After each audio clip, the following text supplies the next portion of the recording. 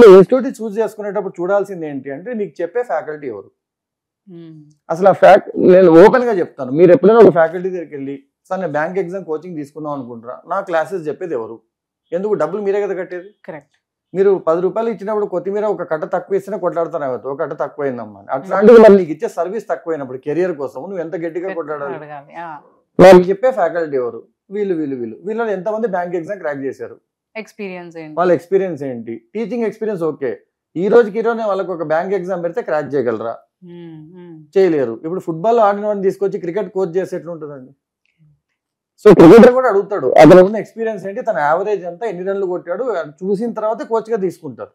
మరి అట్లాంటి నీ జీవితానికి సంబంధించిన ఎగ్జామ్కి వెళ్ళేటప్పుడు వాళ్ళు ఏదో యూట్యూబ్ లో వీడియోలు పెట్టేశారో లేకపోతే వాళ్ళు చెప్పిన మార్కెటింగ్ జిమ్మిక్స్ అని చూసి ఈసారి చాలా బాగా చెప్తాడేమో, కానీ నాకు ఎలా తెలుస్తుంది. ఒక స్టూడెంట్ ఆలోచించుకోవాలి, నేను 20,000 రూపాయలు ఒక 2 ఏళ్ల సమయాన్ని అక్కడ ఇన్వెస్ట్ చేస్తున్నాను. సో నాకు చెప్పే ఫ్యాకల్టీ ఎవరు.